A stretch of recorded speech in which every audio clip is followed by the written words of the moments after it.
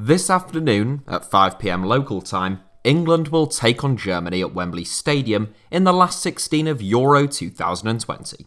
It is the first knockout stage game England have played at Wembley Stadium since losing to Germany in the semi-finals of Euro 96 on penalties, and I'll try to make a video documenting my day out watching the historic occasion, whether we win, lose or draw, in the coming days.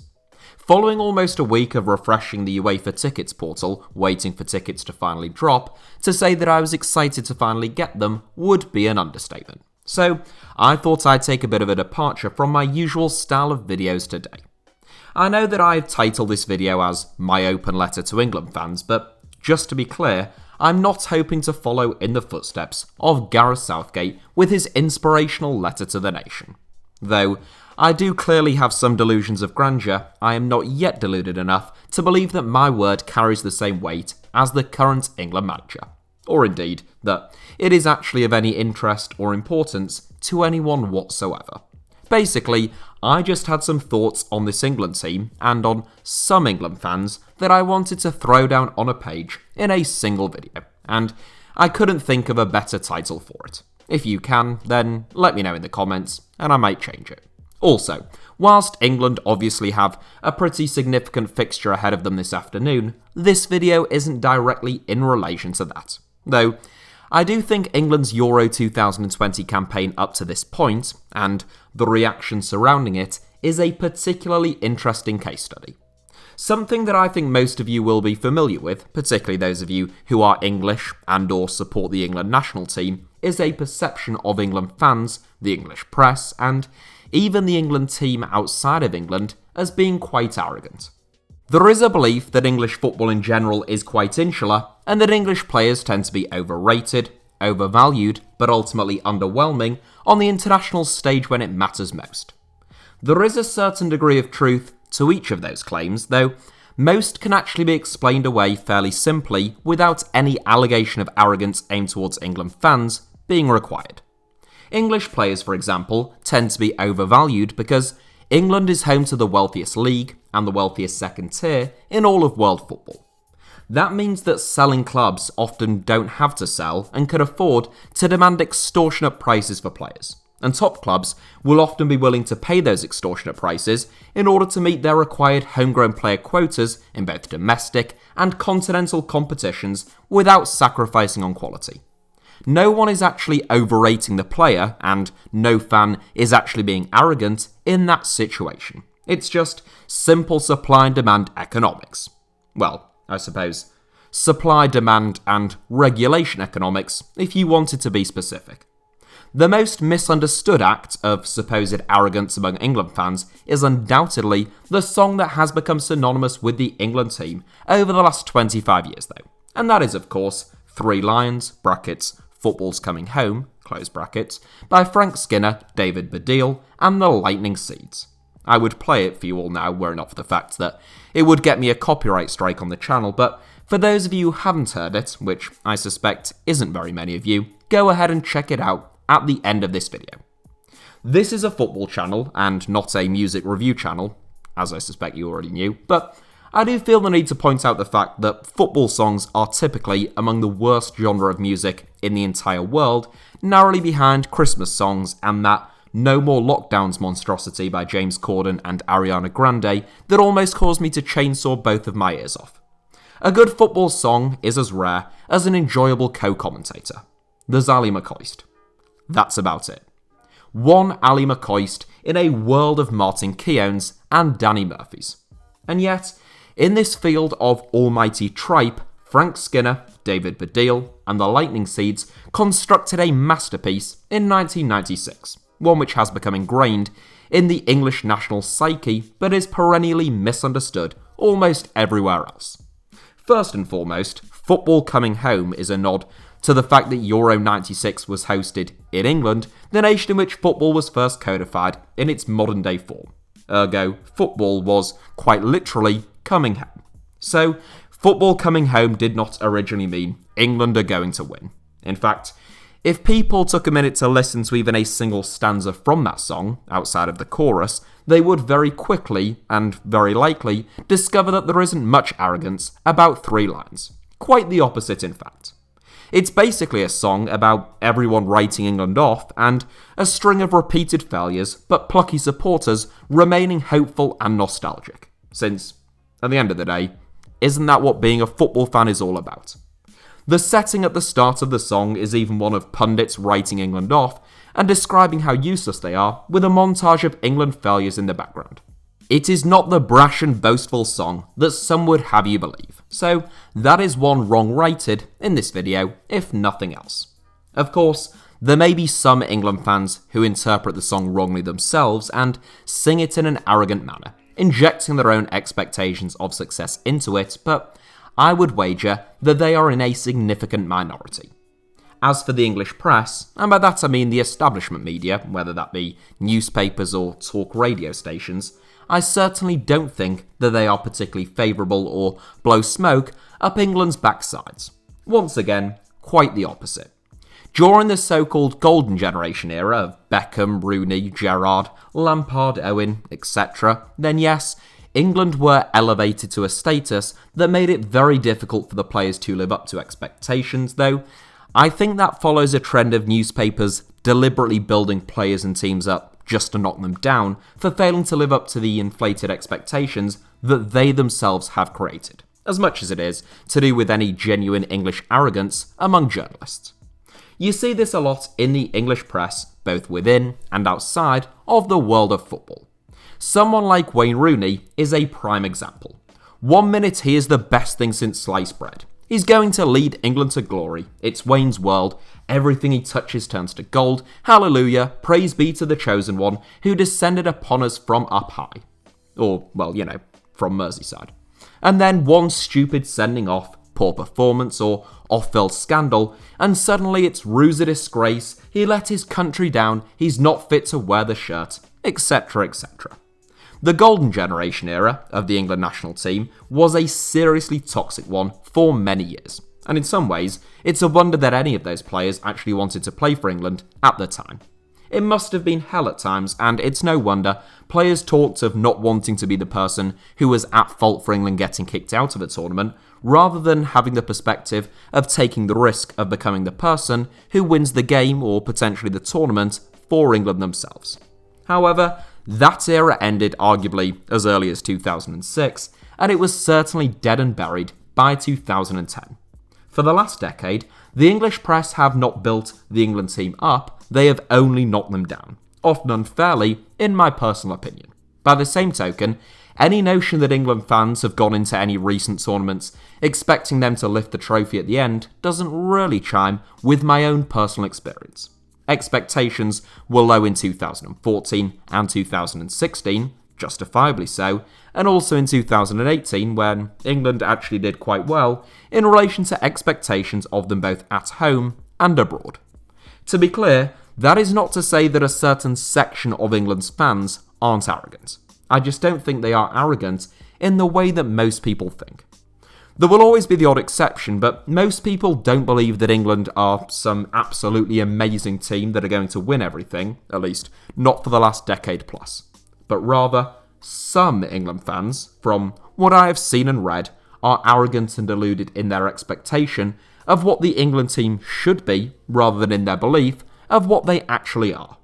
England's record at this Euros, up to this point, just to give you an example, consists of 3 games played, 2 wins, 1 draw, and no goals conceded against the most recent World Cup's finalists, one of our oldest and greatest rivals, and a team that just beat the Netherlands in the round of 16, and beat them comfortably might I add, but gave England very few problems in the group stage, with the exception of a dangerous opportunity for Thomas Souček, which he dragged wide.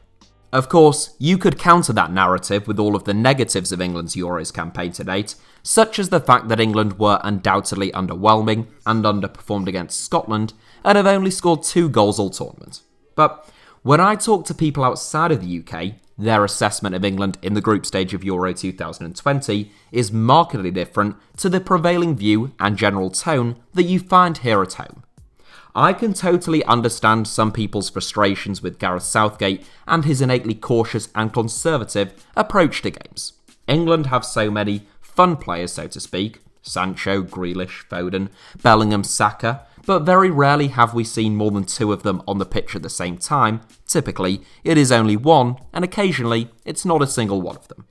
Personally, I would have loved to have seen 2 out of the 3 of Grealish, Foden and Sancho start at some point at this tournament, and I have long said as much on this channel. But by the same token, some people seem to think Gareth Southgate ought to start 7 forwards in every game, send his team out like they're the Harlem Globetrotters, and steamroll whoever has the misfortune of coming up against England's mighty travelling circus. Whether that's a very good Czech team working their socks off in a really well-drilled system, operating with a low block, or a team blessed with just as many, if not even more fantastic footballers than England themselves, such as England's opponents this afternoon.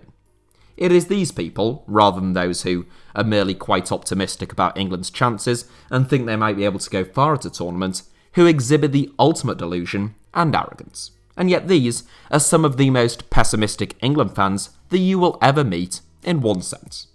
That's because their expectations are so high and so unrealistic that the team England have actually got and the way they actually play will never live up to their expectations.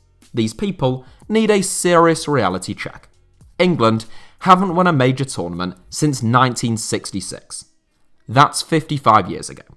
Prior to 2018, England hadn't even reached the semis in a major tournament since 1996, the year in which I was born, and I'm 25 years old.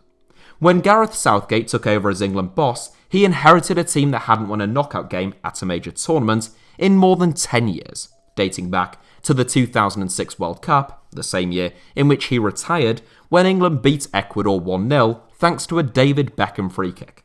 During that time, between England's last knockout stage victory and Southgate's unexpected appointment, England failed to even qualify for Euro 2008 in their first qualifying campaign to be played at the newly opened Wembley Stadium. We stumbled out of an awful group at the 2010 World Cup behind the United States before getting battered by the Germans in Bloemfontein. We lost our first knockout stage tie at Euro 2012. We finished bottom of a group that was topped by Costa Rica at the 2014 World Cup. And then Iceland happened. A modern day nadir for the England national team, which was followed by Big Sam getting the England job, which he lost in infamous circumstances following just a single game in charge. This is the shambles that Gareth Southgate inherited. A team in disarray with a losing mentality who hadn't won anything in their 50-year-old manager's lifetime. In his first tournament in charge, Southgate took his young side, who he had rapidly overhauled during his first 2 years in charge, to the semi-finals of a World Cup. You might think that England had a generous run to reach the semi-finals, and you'd be right. You may think that they were very reliant on set pieces and created little from open play. And again, you would be right. And you might think that this undoubtedly superior England squad, compared to 2018 on paper at Euro 2020, ought to play with a bit more ambition and expression. And again, you may well be right. But equally, we ought not forget where we came from. Our football heritage, as Jose Mourinho might put it. Nor should we forget that there is more than one way to win a game of football. All of the criticisms levelled towards England and Gareth Southgate at Euro 2020 could equally have been levelled at Portugal and Fernando Santos at Euro 2016. In fact, they could be levelled far more heavily at Santos' men. England have won 2 group games at Euro 2020, Portugal won none in 2016. England didn't concede a single goal in the group stage, Portugal conceded 3 against Hungary alone. I could go on. And yet, it was Portugal who went on to win that Euros, without Cristiano Ronaldo, and without really lighting up that tournament on a single occasion. Why? Or how? Well, because major tournaments aren't always about who plays the prettiest football, or even who has the best team. Most of the time, it takes a combination of talent, tactics, togetherness, hard work, the bounce of the ball, a kind refereeing decision, and a hefty chunk of good fortune. One of the criticisms that I personally will not accept of this England team, but have seen made many times to me on Twitter, is that they don't care, lack passion, or don't give 100%. Whatever you may think of their performances at this Euro so far, and just for what it's worth, I don't believe that they have been nearly as bad as many people would have you believe, but regardless of your views on performance, this is an England team giving their all for the men stood by their side, and to give this fractured nation something to cheer. England have a profound opportunity this tournament to play 6 out of their 7 games at home should they manage to do something, which they haven't done since 1966, and reach the final of a major tournament. So, of course, criticise this England team where criticism is due. I am not suggesting that being critical is wrong or that it makes you any less of a fan. But let's have a sense of perspective, and let's make sure that we are lending these players our support. Not just at this tournament, but at the many future tournaments that a number of these players are likely to play at in the years to come. Having grown up watching a very talented but dysfunctional England team who seemed to be playing with the weight of the world on their shoulders and never progressed beyond the quarterfinals of a tournament, this team is a breath of fresh air. They have already given us some special moments, the best moments as an England fan for at least 2 decades, and I've no doubt that they'll treat us to plenty more, whether that's at this tournament or the next. As England fans, we will all have our opinions on the manager, the squad, who should play, where they should play, and how they should play. But none of us have the right to just expect this England team to waltz into tournaments and to win trophies at will. Clearly, that would be absurd. There are lots of very talented teams at every major tournament, of which England are only one, and success certainly has not been in our national DNA as it has been with other nations. Equally, of course, no one can stop you from demanding an England team that plays teams off the park with an awe-inspiring brand of total football whilst hoovering up accolades and plaudits from across the globe. But if that is what you demand or expect, you will be consigned largely to a life of disappointment and despair. Just as if you expect your partner to make you happy every minute of every day for your entire life, or your family, friends, or job to do likewise, you are living in a fantasy world, and one that is destined not to live up to your expectations. Introduce some realism to your life.